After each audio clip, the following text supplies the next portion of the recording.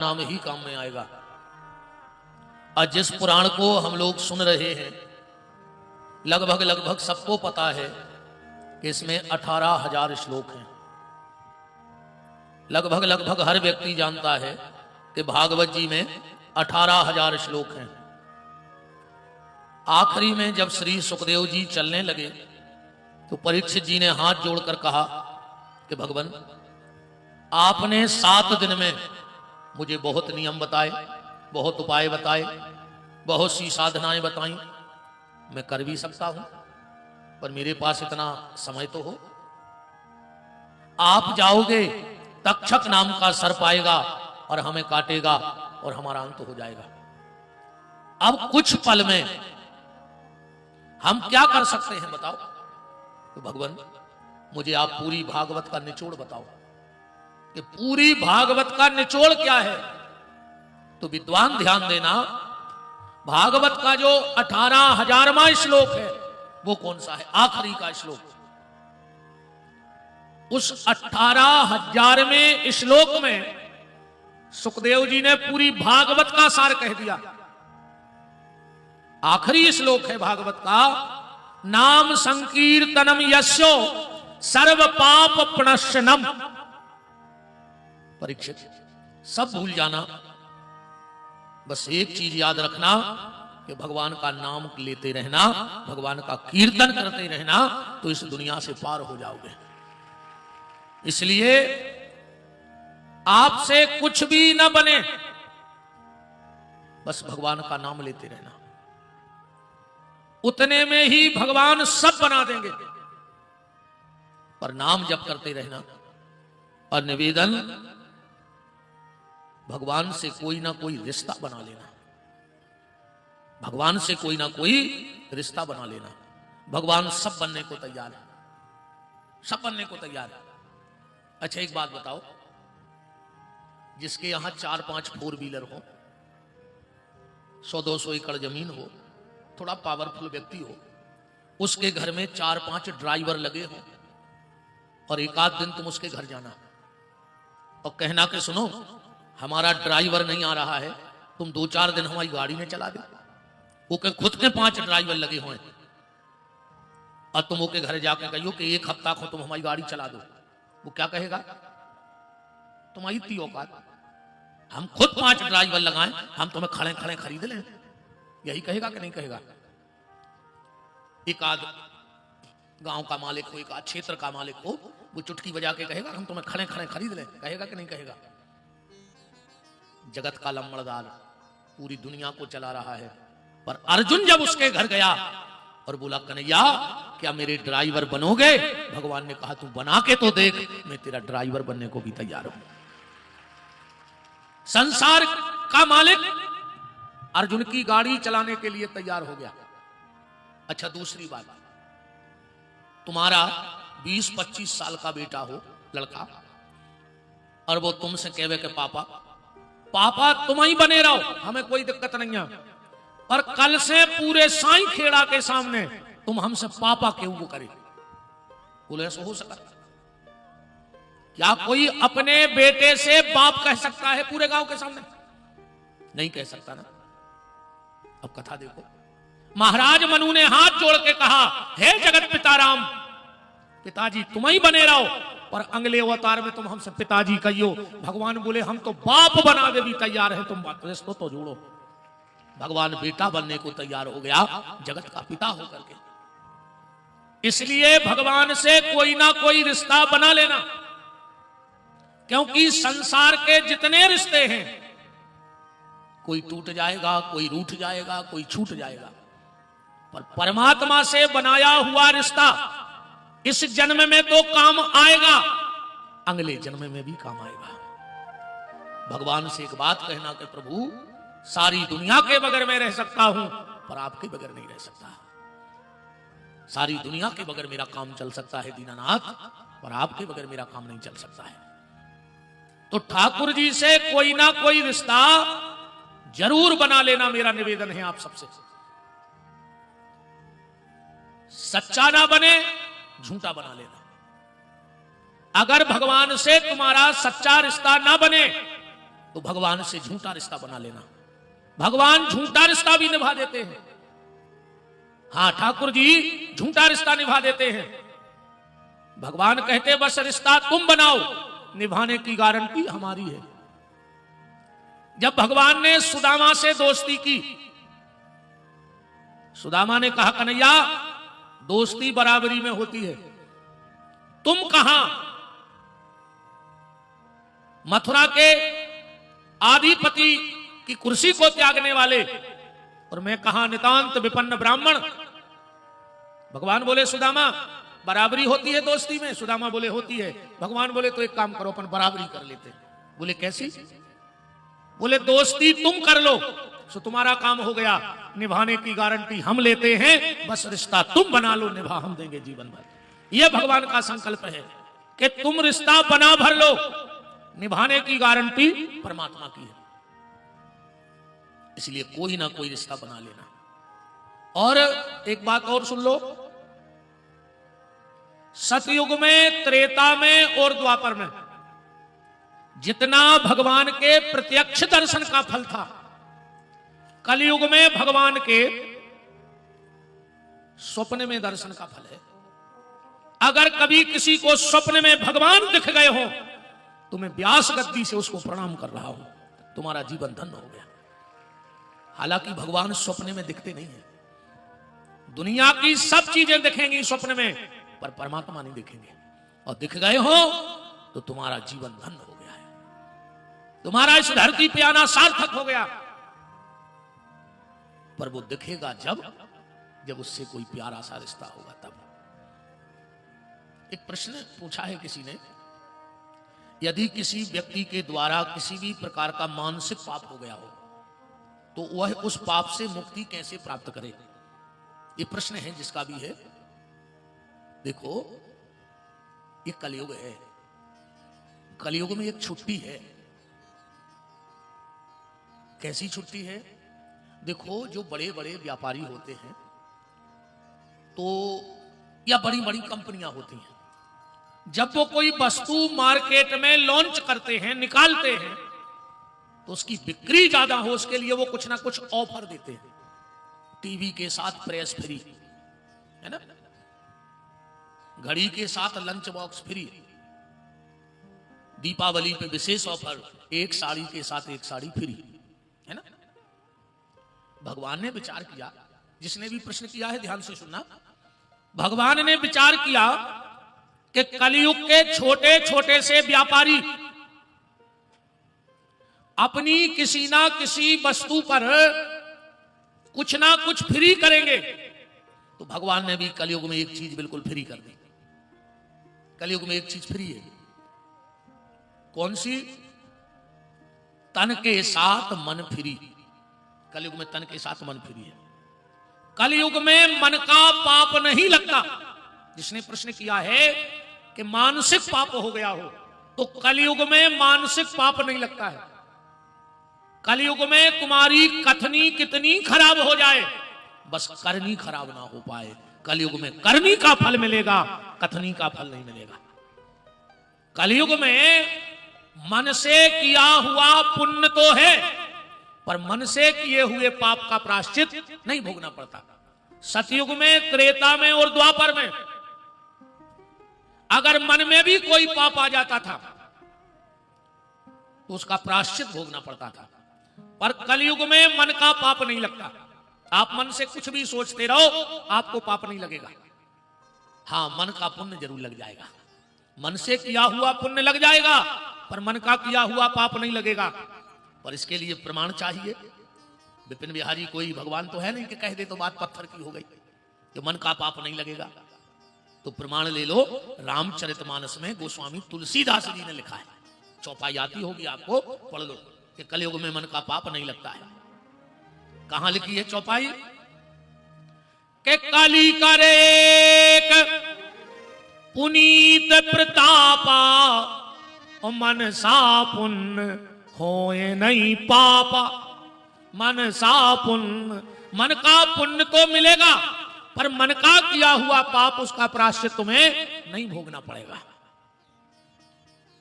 इसलिए इस प्रश्न का यही उत्तर है।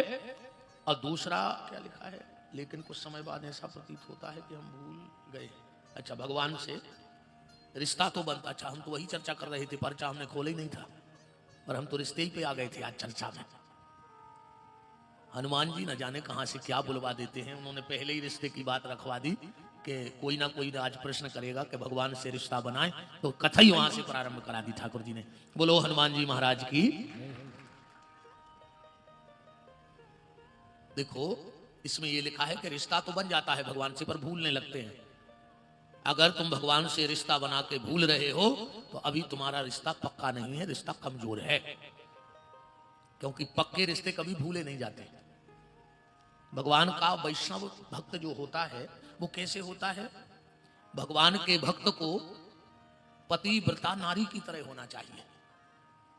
भगवान का भक्त कैसा हो? पतिव्रता नारी की तरह। कैसे? पतिव्रता नारी का समर्पण पति के लिए होता है, पर वो सेवा सबकी करती है। करती है कि नहीं करती? सास की सेवा करे, ससुर की सेवा करे, देवर को स्नेह लड़ावे, ननंद से प्रेम करे, पर समर्पण उसका कहां है? पति के लिए। ऐसे ही जो भगवान का भक्त होगा वो संसार में रहे, भगवान के दिए हुए कार्य करे, पर उसके हृदय का समर्पण तो परमात्मा के चरणों में हो, क्योंकि वही पति है हमारा। तो जिस दिन आत्मा का समर्पण परमात्मा के चरणों में हो जाएगा, उस दिन नहीं भूल पाओगे आप परमात्मा को। निवेदन, रिश्ता जरूर बनाना भगवान से, सांचा ना बने तो झूठा बना लेना। एक छोटी सी कथा दिमाग में आ रही है, फिर हम आगे चर्चा में चलते हैं कि भगवान से रिश्ता झूठा भी काम कर जाता है। घटना बरसाने की है, बहुत ध्यान से सुनना।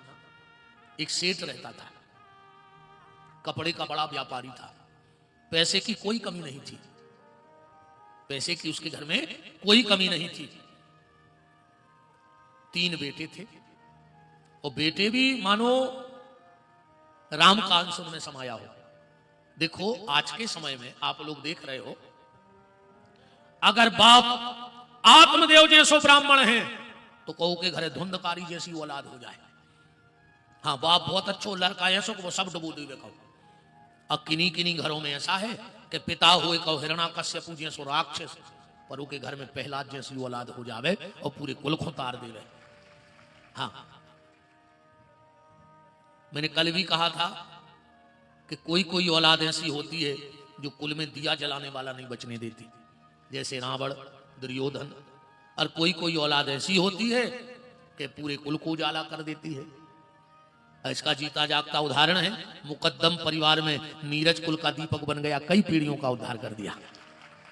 न जाने कौन कौन संतों के चरण पड़ गए, न जाने कौन वैष्णव भक्त आया हो, न जाने इन विप्रों में कौन प्रभु रूप लेकर बैठे हो। ये कोई ठिकाना थोड़ी है। भगवान अगर कथा में आएंगे तो रथ पे थोड़ी आएंगे, मोर मुकुट बांसुरी लेके थोड़ी आएंगे।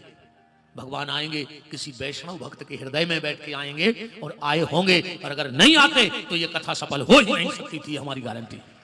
अगर भगवान जिस कथा में ना जाएं वो कथा सफल हो ही नहीं सकती। तो 3 बेटे थे, 3 बहुएं थी। भगवान की कृपा से बहुएं भी बहुत अच्छी मिली। देखो, एक बात समझना, अगर तुम्हारा बेटा अच्छा निकल गया तो तुम्हें स्वर्ग देगा। अगर तुम्हारा बेटा अच्छा निकला तो तुम्हें स्वर्ग देगा। आखिरी में पिंडदान आदि करके पूरी क्रियाएं कर दे तो तुम स्वर्ग के अधिकारी हो जाओ।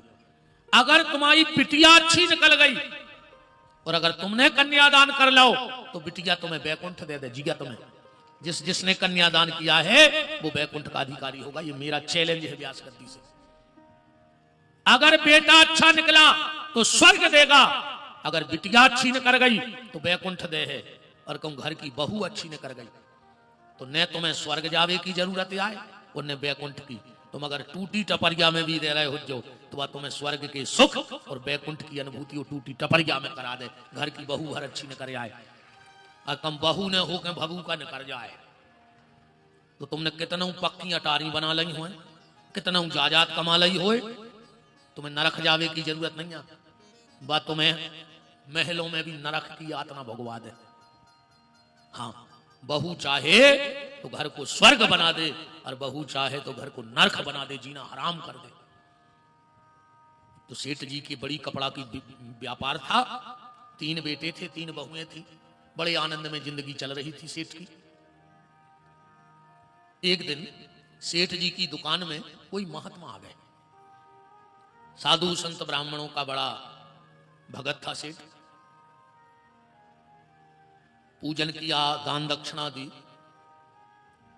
जब साधु बाबा चलने लगे तो महात्मा जी बोले, और सेठ सब चकाचक है, कृपा है सब? सेठ ने कहा, महाराज भगवान की सब कृपा है, बस एक कमी रह गई जिंदगी में। महात्मा बोले, का? बोले, भगवान अगर एक बिटिया और दे दे तो जीवन धन्य हो जाता, हमारा बिटिया भर नहीं। महात्मा हंसने लगे, अरे सेठ कैसी बातें कर रहा है, बरसाने में रहता है और बेटी के लिए रो रहा है। तो बोले, क्या करे? बोले, आज से राधा को अपनी बेटी बना ले, तेरी ये जिंदगी की कमी पूरी हो जाएगी, राधा को बेटी बना लो। ऐसे शब्द बैठे सेठ के दिमाग में। महात्मा बाहर, सेठ तुरंत बाजार गया, राधा की बड़ी सी तस्वीर लाया, दुकान में टांग ली, घर में टांग ली। अब तो सेठ की जिंदगी बदल गई, दिन भर वो फोटो से बते आवे। जब दुकान पे जावे, बेटा हम दुकान जा रहे हैं, कछु जरूरत पड़े तो बड़ी भाभी से कह दियो, न सुने तो मंजली और न सुने तो हल्की, अगर तीन ही न सुने तो डांट दियो, कह दियो तुम्हारे बाप की जायदाद नहीं, हमारे बाप की जायदाद है, घर से करवा दे। जिंदगी बदल गई सेठ की।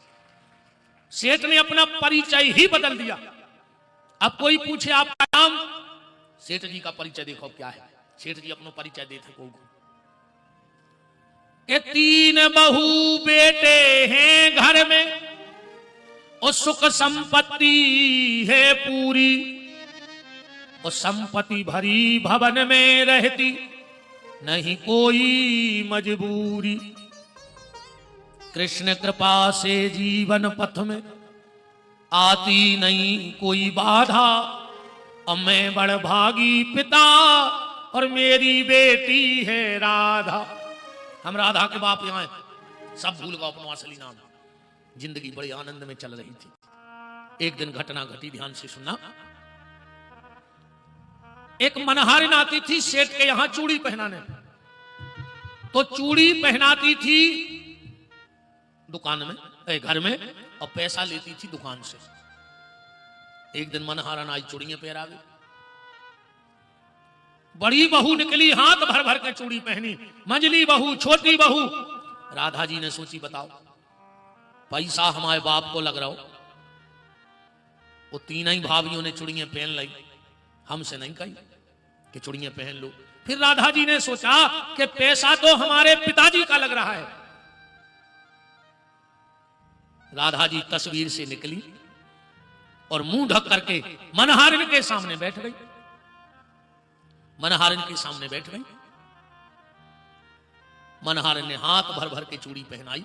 मनहारिन ने सोचा कि कोई मेहमान की बहू आई हुई है, हमें का पैसा तो हमें दुकान से मिले हैं। जैसे ही मनहारिन दुकान पे गई, बोले, सेठ हम तुम्हारी बहुओं को चूड़ियां पहनाए आए। सेठ ने 3 लोगों का पैसा निकाला और दे दिया।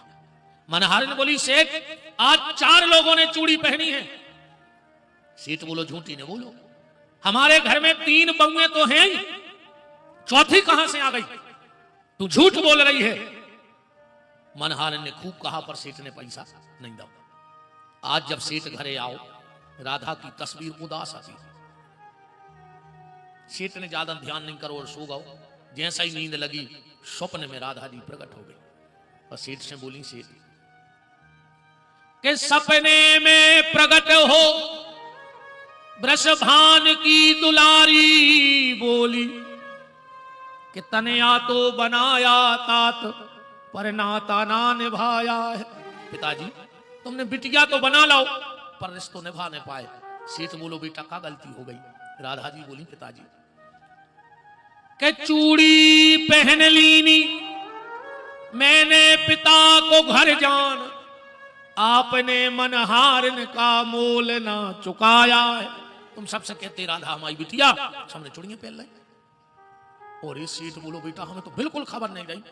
राधा जी बोली, वाह पिताजी, 3 बहू याद रही, अब बेटी को भूल गए, कहते ही राधा का ही ये भर आया है। राधा जी बोली, पिताजी कौन भई दूरी, ऐसी का भई मजबूरी, कि चार चूड़ी काज आज मोहे बिसराया है। पिताजी हमें चार चूड़ियों के लाने भूल गए। और राधा जी सपने में अदृश्य हो गई। सेठ तो पागलों की तरह उठा, दौड़ कर गया, देखा कि तस्वीर में चूड़ियां भरी हैं हाथों में। तुरंत भीतर गया, तिजोरी खोली, जितनी संपत्ति थी एक पोटली में बांधी और शहर में दौड़ लगाने लगा। भैया फलानी मनहारन कहां रहती है? पीछे तीनों बहुएं, तीनों लड़के दौड़ रहे हैं रात में। आधी रात में मनहारन के घर जाकर कुंडी खटखटाई। अब कुंडी खटखटा के जैसे ही मनहारन आई, सेठ ने पूरी संपत्ति मनहारन के चरणों में रख दी। दोनों हाथ जोड़ के बैठ गया और बोलो, ये मनहारन मेरी पूरी संपत्ति ले ले। आज से मैं, मेरे तीनों बेटे और मेरी तीनों बहुएं तेरे घर के दरवाजे के कुत्ते बन के रहेंगे, तेरी जूठन खा के पल जाएंगे। बस एक बार कह दे कि तूने मेरी बेटी को चूड़ी पहनाई थी, उसकी कीमत ले ली। मनहारन बोली, सेठ हो क्या गया? सेठ बोलो, का बताएं मनहारन। एक संत ने कहा कि राधा को अपनी बेटी बना ले। मैंने बेटी बना लिया, पर मैं रिश्ता ना निभा पाया अपनी बेटी से। उसने तो मुझे बाप मान लिया, पर मैं उसे बेटी ना बना पाया। मनहारन में तेरे पांव पड़ता हूं, मेरी कपड़े की मिल, मेरा बंगला, मेरी गाड़ी, सब कुछ तेरा। बस एक बार कह दे कि तूने मेरी बेटी को चूड़ी पहनाई थी, उसका पैसा मैंने ले लिया है। मनहारन बोली, सेठ का कह रहा है? बरसाने की मालकिन राधा मेरे हाथ से चूड़ी पहन गई। सेठ ने कहा, हां मनहारन, तू बहुत भाग्यशाली है, तूने राधा को छुआ है, स्पर्श किया है। मनहारन बोली, तो सुनो सेठ, मैं राधा रानी के चरणों की सौगंध खाती हूं। अब ये हाथ कभी किसी को चूड़ी नहीं पहनाएंगे। जिन हाथों ने राधा को चूड़ी पहनाई, अब ये हाथ सिर्फ राधा नाम गाकर ताली बजाएंगे। और सेठ, रही बात कि तुम हमें कीमत देने आ गए, तो सुनो सेठ, कि जीवन में जब मिल गया मुझको धन अनमोल, तो पापी मनवा प्रेम से अब तो राधे राधे रानी की जय हो। निवेदन, प्रार्थना, याचना, भगवान से कोई ना कोई रिश्ता बना लेना। सेठ ने झूठा रिश्ता बना लिया और राधा जी ने उसको निभा दिया। झूठा रिश्ता बना लिया। क्या हुआ ये देखिए, पीछे नहीं क्या हुआ?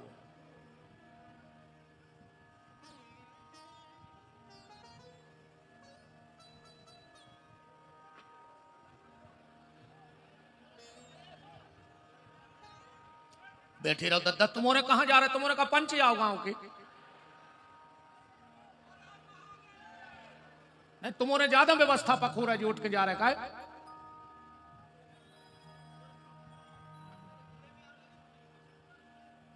बैठ जाओ, कछु नहीं भाव, घूरे में आ गया लगी। बैठ जाओ, ज्यादा होशियार हो तो उठाओ पिक्का सु पानी भर के बुझाओ। रात भर पीसो, पारी में उठाओ। दौरे घूरे की तरह गाए। हम 7 दिनों से चिल्ला रहे कि भगवान की तरफ दौरो, मन भी दौरे हैं घूरे की तरफ। कितना कछु कर ले, जे को जोन सुभाव, जाए ने जी से, और नीम न मीठी होए खाओ गुड़ घी से। बैठ जाओ शांति से।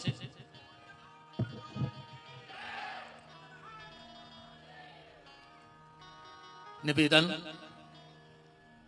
भगवान से कोई ना कोई रिश्ता हमारा बन जाए। सांचा ना बने तो सेठ की तरह झूठा बन जाए।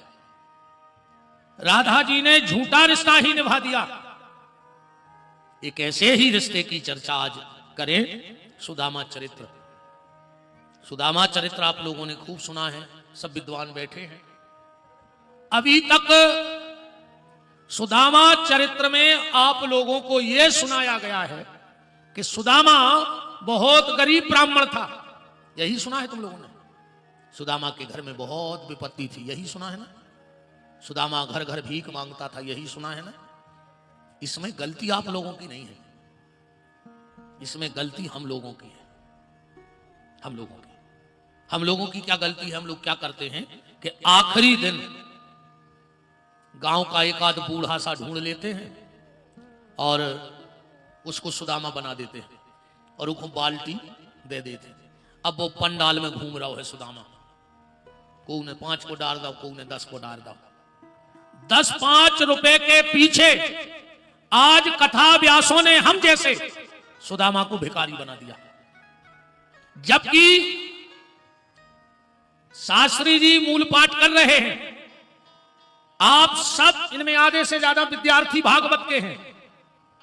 आप लोग उठो और एक श्लोक पढ़ो इस भागवत में कि सुदामा गरीब है, कहां लिखा है? सुदामा किसी के यहां मांगने जाता है, कहां लिखा है? सुदामा के घर में विपत्ति है, एक श्लोक पढ़ दो। व्यास जी ने ऐसा कुछ नहीं लिखा, पर हम जैसे लोभी कथावाचकों ने धर्म को धंधा बना दिया। धर्म को धंधा बना लिया हम लोगों ने। हाय पैसा, हाय पैसा, सबको पैसा चाहिए, हमें भी पैसा चाहिए। ये संगीत वाले बैठे, ये भी पैसों को बैठे, ये बैठे, ये भी पैसों को बैठे, ये साउंड लगाए, ये भी पैसों को, कैमरा वाले भी पैसों को, दुकान वाले भी पैसों को। कथावाचक ने होकर बैंड वाले हो गए। 24 घंटा पैसा। अब वो भी सुदामा जैसे पात्र को समाज में क्या करके परोस दिया आज व्यासों ने। सुदामा से बड़ा अगर कोई अमीर हो तो पूरी त्रिलोकी में बताना, मैं चैलेंज देके कह रहा हूं, अगर सुदामा से कोई अमीर दिख जाए तो मैं आज व्यास गद्दी छोड़ के चला जाऊंगा, व्यास गद्दी नहीं पकड़ूंगा। मैं बता रहा हूं सुदामा की अमीरी। अब इससे ज्यादा कोई अमीर तुम्हारी नजर में हो त्रिलोकी में, रायसेन जिले में नहीं, मध्य प्रदेश में नहीं, भारत में नहीं, विश्व में नहीं, ब्रह्मांड में मुझे सुदामा से ज्यादा कोई धनी बताना। सुदामा की ठाट बाट देखो। जब सुदामा द्वारका पहुंचे, भगवान ने अपने पलंग पर लिटा लिया। सुदामा के पांव में बिमाई पटी है, उसमें कंकड़ फंसे हैं, कांटे लगे हैं। भगवान को बड़ी दया आई और भगवान ने सुदामा का एक पैर उठाया और अपनी गोदी में रखा और भगवान सुदामा के पांव दबाने लगे। देखो अमीरी, देखो सुदामा का। लक्ष्मी रुक्मणी साक्षात लक्ष्मी है, खड़ी खड़ी सोच रही हैं दरवाजे पे कि द्वारका में एक से एक लोग आए, 2-2 महीने खड़े रहे, पर हमारे पतिदेव मिलने नहीं गए। पर ये फटी धोती पहनने वाला, पांव में बिमारी फटी है, और जब से ये ब्राह्मण आया है मेरा पति तो पागल हो गया है और आज पांव दबा रहा है। मतलब कोई ये साधारण व्यक्ति नहीं है। अगर मेरा पति सेवा कर रहा है तो ये कोई साधारण व्यक्ति नहीं है। लक्ष्मी ने विचार किया कि बहती गंगा में हम भी अब स्नान कराई लाए। मेरा पति जब पैर दबा रहा है तो लगता है कोई विशेष है। लक्ष्मी ने उठाया बिजना पंखा और भगवान सुदामा के पांव दबा रहे और लक्ष्मी जी सुदामा को पंखा हिला रही हैं। अब इससे बड़ा कोई पैसे वाला हो तो बता दो। जिसके नारायण चरण दबा रहे हो और जिसको लक्ष्मी पंखा हिला रही हो, उससे धनी कौन हो सकता है दुनिया में। और हम जैसों ने सुदामा को भिखारी सिद्ध कर दिया। सुदामा का परिचय पढ़ेंगे। विद्वान जितने भी बालक, ब्राह्मण बालक भागवत का अध्ययन कर रहे हो, मेरा निवेदन है आप सबको प्रणाम करके ऐसी कथा भविष्य में कभी मत परोसना जो आज परोसी जा रही है समाज में। कथा का सार निकाल के दो। सुदामा चरित्र कहां से चालू है? यहां से चालू है सुदामा चरित्र। कृष्णस्यादीत सखा कश्चित, इस श्लोक से सुदामा चरित्र चालू है। कृष्णस्यादीत सखा कश्चित, श्री कृष्ण के मित्र हैं सुदामा। ये नहीं लिखा कि सुदामा के मित्र हैं कृष्ण, बात एक ही है। चाहे सुदामा के मित्र कह दो कृष्ण, चाहे कृष्ण के मित्र कह दो सुदामा, अर्थ एक, पर इसके भाव दो। उदाहरण ऐसे ले लो, तुम ते अब कौ से कईयों कथा के बाद कि अपने देश के जो राष्ट्रभक्त यशस्वी प्रधानमंत्री जी हैं वो हमारे बहुत खास है। हमारे बिना कहूं भी दस्खत नहीं करत। पूरा साई खेड़ा समझ के जो पगले आएगा और चुनाव में खिसक के आएगा। ये से पूछे मोदी जी,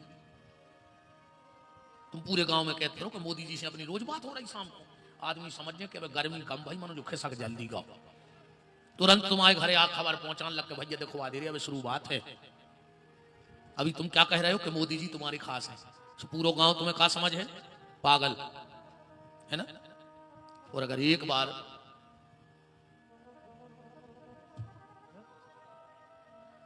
जो रे भैया एक बालक है को धन्य है आज के बाबू दादा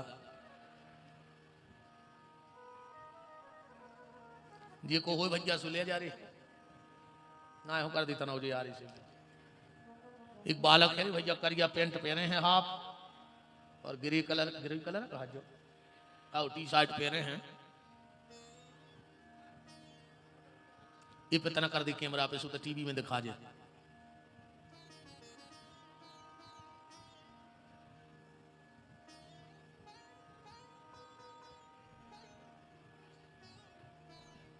दे दे भैया दे दे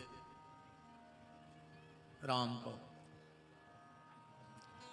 तुम पूरे गांव में कहो कि मोदी जी तुम्हारे खास हैं, लोग तुम्हें पागल समझने लगेंगे। और अगर एक बार मोदी जी साईं खिलाया जाए और अगर वे मंच से कह देवे कि फला व्यक्ति मुझे पूरे भारत में सबसे खास है, कोई दिन तुम्हारे बारी नहीं आ रही हो जाए देश में, हो जाए कि नहीं हो जाए। पहले तुम कह रहे थे भी हमारे खास हैं, सो आदमी तुम्हें समझ है पागल। अगर भी कह देवे कि तुम उनकी खास हो तो तुम्हारे हो जाए बारी नहीं आ रही। सुदामा अगर गली गली में कहे कि कृष्ण मेरे मित्र हैं तो लोग पागल समझेंगे, पर जिस दिन द्वारका के दरवाजे कृष्ण खड़े होकर कहते हैं कि सुदामा मेरा सबसे खास मित्र है, उसी दिन पूरी द्वारिका सुदामा के चरणों में बिछ जाती है। तो सुखदेव जी ने इसलिए कहा कृष्णस्यादीत सखा कश्चित ब्राह्मणो ब्रह्मवित्तमा। सुदामा खाली नाम का ब्राह्मण नहीं है, सुदामा कर्म का ब्राह्मण है। ब्राह्मण को तीन चीजें कभी नहीं छोड़नी चाहिए। ब्राह्मण तीन चीजें कभी मत छोड़े। ब्राह्मण का कंधा बगैर जनेऊ के न रहे, ब्राह्मण का माथा बगैर तिलक के न रहे। बिना तिलक का ब्राह्मण चंडाल की तरह होता है। ब्राह्मण का कंधा बगैर जनेऊ के न रहे, ब्राह्मण का माथा बिना तिलक के ना रहे, और ब्राह्मण के हाथ बिना संध्या पूजन के ना रहे। ये तीन हथियार ब्राह्मण के पास होने चाहिए। ब्राह्मण को 6 काम करने चाहिए, वेद पढ़े और वेद पढ़ावे, दान लेवे और दान देवे। अकेलो लेता ही नहीं रेवे न मार जे आते पटाखे न करते जो पैसा, ध्यान रख लो। दान लेवे और दान देवे, धर्म करे और धर्म करावे। ब्राह्मणो ब्रह्मवित्तमः प्रसन्नात्मा, 24 घंटा प्रसन्न रहे बारो है सुदामा। वो प्रसन्नता को एक ही सूत्र है, जो प्राप्त है वो पर्याप्त है। और एक बात तो तुम्हारी गांठ में बांध लिया, जितो भगवान ने तुम्हें दाव है, जितो तुम्हें भगवान ने दाव है, अगर तुम इतने में खुश नहीं आ तो हमारा चैलेंज है पूरी दुनिया की जायदाद तुम्हारी हो जाए, तुम खुश रह ही नहीं सकते। जितना ईश्वर ने दिया है अगर उतने में खुश नहीं हो तो फिर भगवान कितना भी दे देवे तुम खुश रह ही नहीं सकते। फिर तो मर जाओ धाए धाए करत करत। एक राजा ने अपने मंत्री से कही, देखो तोरी खजाने में कितने है। मंत्री लौट के आओ, बोले राजा साहब तुम्हारी 7 पीढ़ी बैठ के खा ले इतनो है। राजा कुर्सी से गिरो, सुबह होश होगा, पानी मानी मुंह पे मारो, होश में आओ। रानी बोली का होगा? मंत्री राजा बोलो कि 8वीं पीढ़ी को का हुज्जे, 7 तो बैठ के खा ले, 8वीं को का हुज्जे। और यही चिंता में अपना बैठे, पहले लड़का को मकान, फिर नाती को पढ़ाऊने, फिर उसको ब्याह कराने, फिर पंती को कछु लेके जा धन्य। तो हमें जा बताओ, मोड़ा की भी चिंता तुम्हें कर रहे, नाती की, पंती की, संती की, तो तुम्हारे खानदान में का कायर ही कायर पैदा होंगे भी कुछ न कर पे जिंदगी में। ऐसी औलाद पैदा करके जो होगा तुम्हें जोर के धर के जाओ, भी कुछ न कर पे अपनी जिंदगी में। अपनी औलाद के लिए संपत्ति इकट्ठी करो चाहे न करो, अपनी औलाद के लिए संस्कार की पूंजी इकट्ठी करके रख दो। पूत कपूत तो का धन संचय, अपूत सपूत तो का धन संचय। औलाद अगर अच्छी न कर जाए तो का कमाऊ ने, वो खुद कमा ले, और कहूं औलाद बिगड़ जाए तो तुम कितना कमा ले। अकेली ठेका ही को नहीं है तुम्हारी जायदाद, अकेले दारू में निपटा दे वो पूरी जमीन और वो तक निपट गए। जो अंदर 10-5 एकड़ बेच के पी ले, सुकोना देना सगोना से लटको मिले है सिलवानी के पहाड़ में, देखो गारंटी जानियो सगोना पे लटके मिल हो मार जाओ, जाजात भी चली जे और भैया भी चलो जे, वृंदावन बिहारी लाल की जय। रानी बड़ी समझदार रहती, उन्हें विचार करो कि बताओ रे 7 पीढ़ी को धरो है, जो बेहोश हो जा रहा हो। रानी एक महात्मा से जुड़ी थी जंगल में, बोली चलो हमारे गुरु जी के दर्शन कर ले आए। राजा बोलो चलो, जंगल में पहुंची, बातचीत भई, और जो बातचीत भई रानी चलन लगी, बोले गुरु जी कछु आटो तेल दाल ले आए हैं, कहां रख दें? महात्मा बोले बेटा रुक जा, अपने चेला से कही देखे ही रे कि तो धरो भंडार में। चेला लौट के आओ, बोले गुरु जी शाम की प्रसादी बन जाए, शाम की प्रसादी बन जाए। महात्मा बोले बेटा हमारी व्यवस्था है, तो तुम तो ले जाओ अपना, वापस ले जाओ। रानी बोली गुरुजी रख ले, सवेरे को हो जाए। महात्मा बोलो तुम हमारी चिंता न करो बेटा, जिन्हें शाम की व्यवस्था करी है वो सवेरे की भी कर दे है, तुम हमारी चिंता क्या कर रहे। और राजा ने कही बता ये के बोन सरा हूं खावे नन्या और जो हंस रहा हो, अमूरे 7 पीढ़ी को धरो हम मर रहा है। इसलिए किसी ने क्या खूब कहा है, वो हंस नहीं सकते अमीर होते हुए, वो हंस नहीं सकते अमीर होते हुए, हम खुल के हंसते हैं फकीर होते हुए। कम से कम हम हंस तो लेते हैं, ज्यादा पैसा भाव और आदमी की हंसी गई। तुम तो ज्यादा जो बड़े बड़े आदमी रहते जी, तो मैंने देखियो ऐसे खड़ा थे जैसे पूरे घर के मार गए हो, जो बचो हो अकेलो, पैसा भाव और से इतने में को न कल राम राम कही भैया राम राम कह राम राम का गुटका थो हम। पैसा आवे की पहली निशानी है कि चेहरा की हंसी चली जाती। बिल्कुल तुम तो देख ली, तुम तो पंडाल में देख ले, जितने बैठे उन्हें आधे तने धरे हुए, इनके रुपया है, क्या करोगे उस रुपये से? ईमानदारी बताओ। तुमने 60 साल पागलों की तरह पैसा कमाया, 60 साल दिन रात, कछु कछु तो अब जाता कहने लगे कि गुरुजी अब तो हमें खावे को तक टेम नहीं, कहते हैं भैया हमारे लगा तो खावे को तक टेम नहीं, जहर खा ले मर जा, न फांसी लगा के मर जा, पेट में खा नहीं रहे, पीठ पे बांध के ले नहीं जाने, तो कौन बाप को कमा के धर रहा है मुझे बता दे। अरे भैया सुख जो नहीं रे, सुख तो जो आए, सिराने हाथ रखता हूं, जमीन पर लेट जाता हूं, अगर मेड़ पे नींद आ जाए ऐसी गर्मी में आम के नीचे, समझ लियो जो भारी सुखिया है। न क्या वो आदमी दद्दा हरे, 50 लाख को बंगला, लाख भर को बेड, ऊपर 50,000 को गद्दा, 1 लाख को एसी, नींद की 2 गोली खा रहा है, और रात भर उल्लू भान पंखा देखा थे घूमत, नींद नहीं आए बड़े बड़े आदमों को, 2 गोली खा के, और सवेरे कदों खाई फिर जाके तैयार हो गए, हाय पैसा हाय पैसा हाय पैसा। सुख जो नहीं, सुख तो जो आए कि टेम से नींद आवे और टेम से लगे भूख, तो समझ लियो जो भारी सुखिया है। और नींद नहीं आ रही हो और भूखने लग रही हो, तो समझ लियो कि गड़बड़ है काम, जा तुम कमे हो। अच्छा बचत भी नहीं आ रही, पैसा के चक्कर में शरीर नहीं देखो, और बुढ़ापे में फिर हुआ बीमार, तो शरीर बचावे के लाने पैसा अलग कर दो, हाथ कुछ नहीं रहो, हाथ अकेली सफेद थैलिया में फूल रह गए, सुगंगा जी पहुंचे गए हैं, बताओ खा रहे संग। प्रसन्नात्मा, प्रसन्न रहो। अगर ईश्वर ने तुम्हें 3 चीजें दी हैं प्यारे, तो उसने बड़ी कृपा की है तुम्हारे ऊपर। 3 चीजें कौन सी? पेट भरवे दई हुई रोटी, तन ढांक भी दऊ हुए कपड़ा, और सिर छुपा भी दाऊ हुए कहूं छप्पर, तो समझ लियो भगवान ने तुम्हें सब दाऊ है। इतने पे अगर रो रहे हो तो तुम दुनिया के शुद्ध बेईमान हो, अगर इतने पे रो रहे हो तो तुम शुद्ध बेईमान हो, फिर तुम आओ पेट भगवान कबो भर नहीं सकता। प्रसन्नात्मा जितेंद्रिय, इंद्रियों पर विजय प्राप्त करने वाला है सुदामा।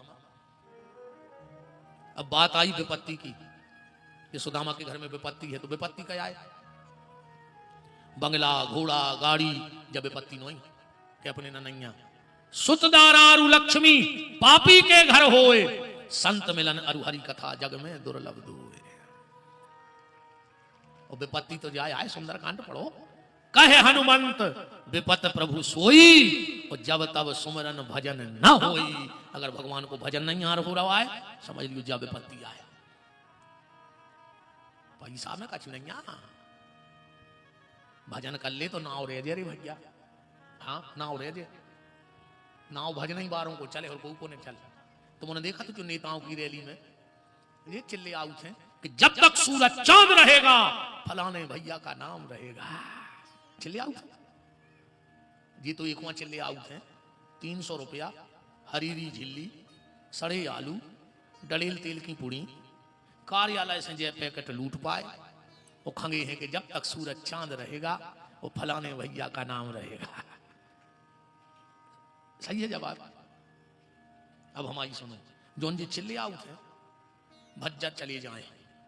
फिर वही से पूछू कि काय भज्जा कौन दिन आने रहे थे? कह लगे हमें बिल्कुल खबर नहीं है यार। वो कहीं तुम चिल्ले आ रहे थे उधर रैली में? कह लगे वो तो चिल्ले आ रहे थे। ऐसी चिल्लाने से कुछ नहीं होता। पर हाँ ये व्यास गद्दी कह रही है कि जब तक सूरज चांद रहेगा भजन करने वालों का नाम रहेगा, परोपकार करने वालों का नाम रहेगा।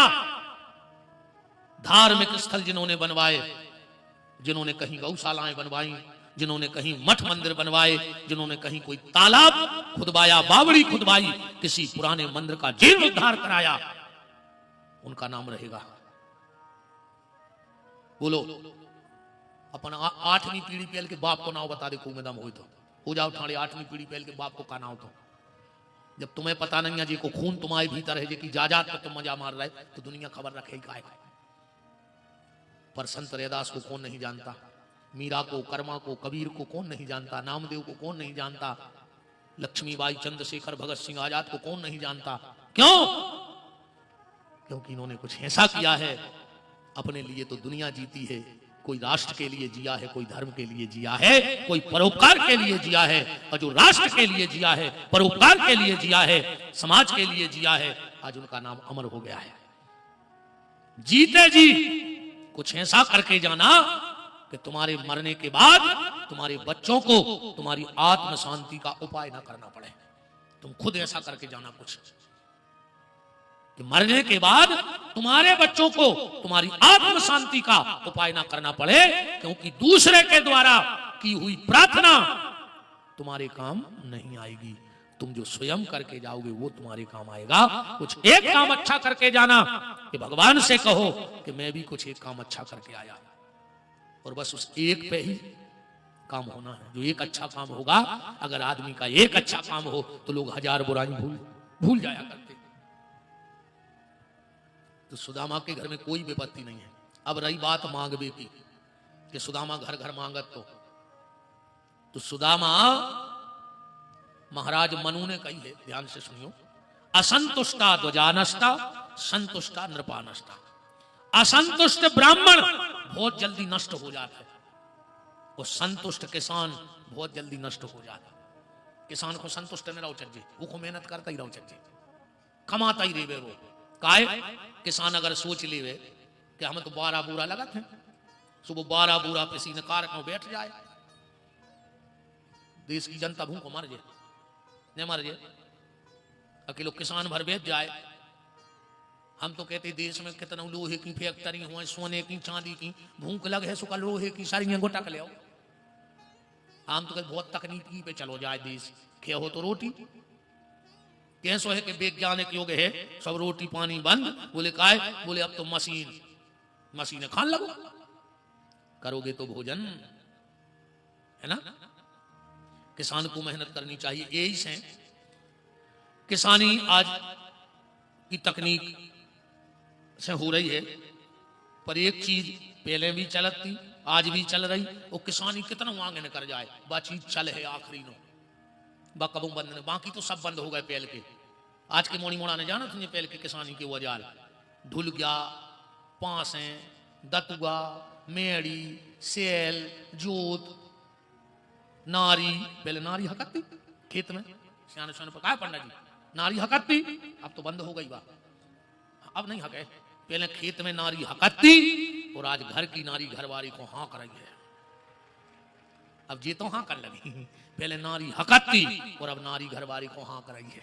नहीं हाँ कराएंगे। अरे तुम अब कल से 9 दुर्गा रहे हो नहीं।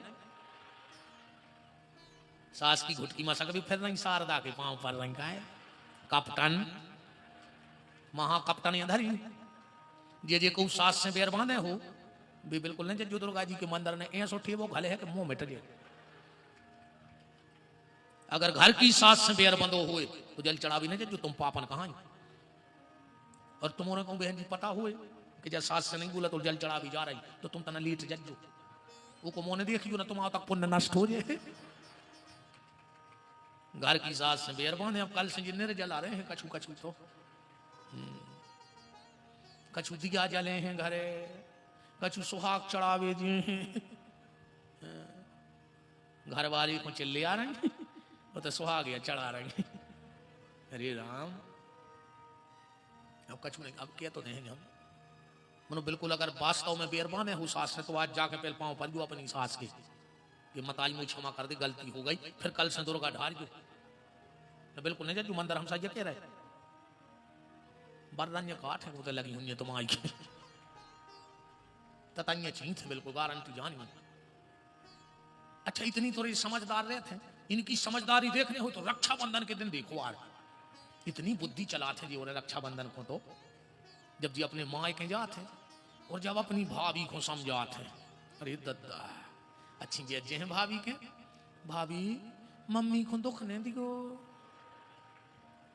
भाभी अब जे तुम्हारे भगवान आए जब इनके पेट को पानी ने डोले भाभी जैसो कर हो सो भोग हो भगवान देख रहा है भाभी ऐसो लगा थे यार जा बेन तो जोन घरे हुज्जे वो घरे बेकुंठ हुज्जे जिन की सास से फोन आ गो कि खुद की सास की खपर गया में और सादा वो को 18 टाँके डरी मर बे धरी तुम भाभी को समझा रही पापन खुद की सास की खपर क्या फोरे आई।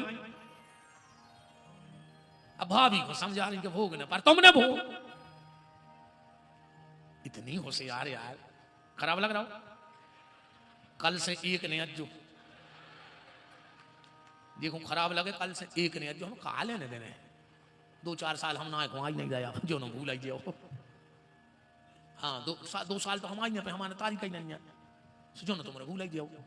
अब भगवान करे तुमने कब ने भूलो जी हमारी बात है तुम्हें खबर तो रह जाओ अपनी भाभी को समझो कि हमारी साथ से हम बेर बांधे हैं हम पापन कहाँ है।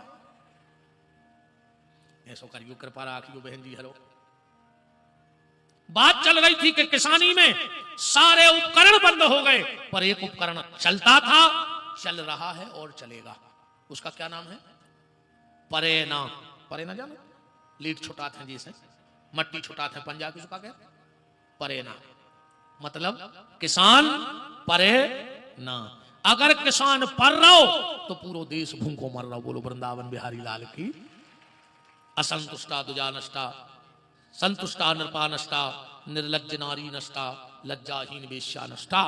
ये महाराज मनु के शब्द हैं। सुदामा किसी के दरवाजे मांगने नहीं जाता है क्योंकि रहीम बाबा कह रहे हैं मर जाऊं मांगू नहीं अपने तन के काज। मरना तो स्वीकार है पर मांगना स्वीकार नहीं है। रहीम जी ने यहां तक कह दिया कि रहीमन वो नर मर चुके जो कहूं मांगन जाए। रहीम बाबा कह रहे वो मर गओ जो को मांग भी जाए पर आगे तो और कमाल कर दो कि रहीमन वो नर मर चुके जो कहूं मांगन जाए और उनसे पहले वो मरे जिनके मुंह से निकले ना। तुम्हारे दरवाजे को आओ वो तो मर ही गओ और कहूं तुमने देवे से मना कर दो तो उस पेल तुमने पटकाए। मांगन से मरबो भलो पर कब जब खुद के लिए मांगना हो। पर तुम्हारे मांगने से अगर किसी गैया मैया की सेवा होती है तो मांगो। तुम्हारे मांगने से किसी जीर्ण मंदिर का उद्धार होता है तो मांगो। तुम्हारे मांगने से मान के चलो यही साईं खेड़ा में अपन को पता है कि जो आदमी गरीब है एक ही माली हालत ठीक नहीं है अब वो की बिटिया ब्याह की हो गई तो तुम 10-20 जने इकट्ठे हो जाओ। अरे यार अपन को पता है अपने गांव की मोड़ी आए अपन को भगवान ने दव है। और सुन ले दाल रोटी से ज्यादा अगर ज्यादा दव हुए तुम्हें तुम्हारी खुराक के बाद अगर बच रहा हुए तो भगवान ने इतने ही खुदा हुए तुम्हें कि ऐसे अपने आगे की बना लियो समझ रहे? ऐसे अपने आगे की बना लियो। तुम आओ पेट भर रहो, वो के बाद जो तुम आना है उसने अपने आगे की बनाओ। दबा के न धरो, न सुंगरा बन जाओ, सांप बन के बैठे रहो खजाने पे। तुम्हारे मांगने से अगर किसी गरीब बेटी का विवाह होता है तो मांगो, फिर उसमें कोई दोष नहीं। बस ध्यान ये रखना कि कभी दान लेकर उसमें से एक नया पैसा मत खाना, क्योंकि जो दान का पैसा खाता है वो की तो सीता ही राम जानियो। ध्यान राखियो, दान को पैसा ऐसो नहीं बचे। हाँ, क्या पीढ़ी न साख जात है। दान जिस कार्य के लिए मांगा है उसी कार्य में खर्च करो। अगर तुमने किसी गरीब बेटी के विवाह के लिए पैसा इकट्ठा किया है तो उसमें लगा दो। तुमने किसी मंदिर के लिए दान मांगा है तो मंदिर में लगाओ। तुमने गौशाला के लिए मांगा है तो चाहे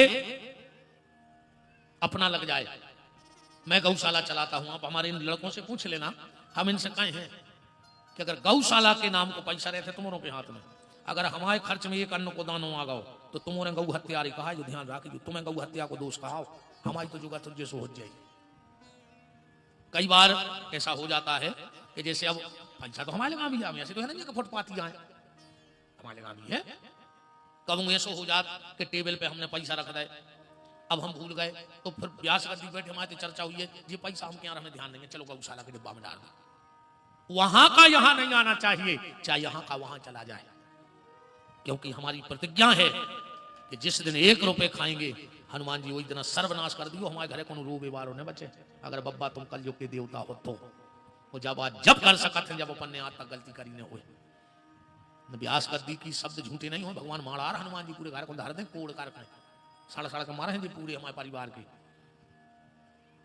तो दान मांगने में कोई दिक्कत नहीं है, पर दान उचित जगह लग जाए।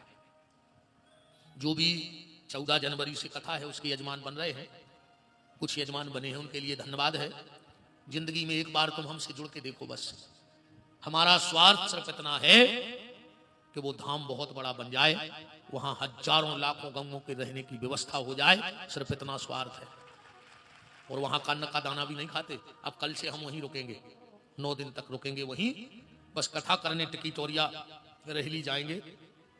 और कथा करके हम नवरात्रि में जहां भी कथा लेते हैं तो आसपास लेते हैं, और यजमान से हमारी शर्त रहती है कि हमें एक तो हम कर हैं नाता, या फिर कथा कर हैं कल सीधे मंच पे गए हैं, मंच के बगल में गाड़ी रहे, गाड़ी में बैठे उतर के अपने धाम पे, क्योंकि कल से हम पाठ करेंगे माता के यहाँ। 9 दिन हमारा खुद का, देखो साल भर तुमों को नोई दुर्गा हमारे यहाँ दो ही, वो में हम अपने लाने जो कछु टूटो फूटो बने थे, कछु नहीं बने तो सीताराम तो कह सुबह ही बैठो बैठो कहते 1 दिन बाद। तो कल से हम रुकेंगे तो वहीं पर पूरा खर्च हमारा अपना रहता है, पानी भर वहां का पी लेते हैं, सो से ज्यादा हम तो मेहनत करते हैं। हाँ, आप झूठ मानोगे, अभी भूसा को काम चालू हो रहा है, हल्के महाराज और हम 2 जने एक दिन ट्रैक्टर चलाऊ तो रात में 700 रुपये जब बचे ड्राइवर के, तो एक दिन भी चलाऊ रात में, एक दिन हम चलाऊ। हम कोशिश करते हैं कि हमारी गौशाला की चुन्नी बच जाए। तो जो भी यजमान बन रहे हो उनके लिए धन्यवाद है। बस एक बार आके देखो, दूसरी बार तो तुम खुद ही रिश्तेदार लो आके यहाँ हो जाए, हमारी गारंटी है। बस एक बार हमारे संगे 7 दिन रियल होते, तुम्हें जीवन के 7 दिन कहा है जो लौट के कब हमने यहाँ इतने प्यारे।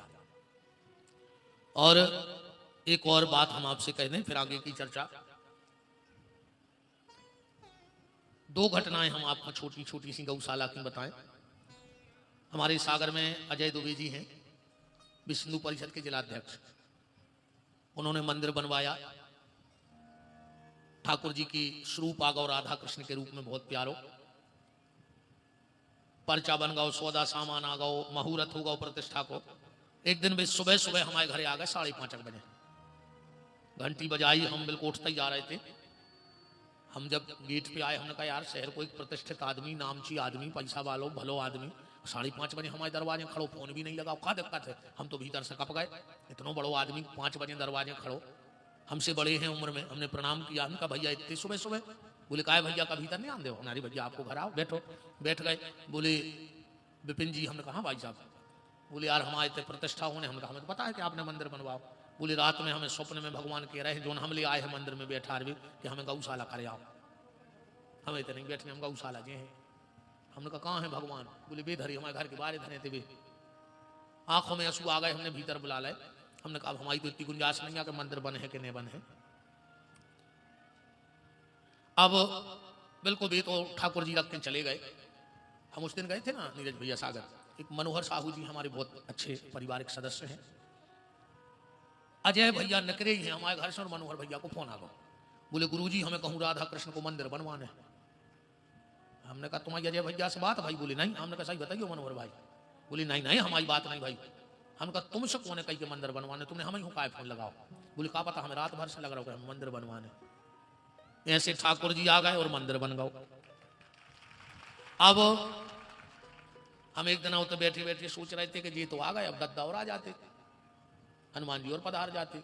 एक बार जी रिटायर भाई मैनेजर बैंक से, उनको रात में सपनों आओ के सफेद हनुमान जी दिखा रहा है 5 फुट के और गौशाला, उनने हमें बताई नहीं और भी लेके आ गए।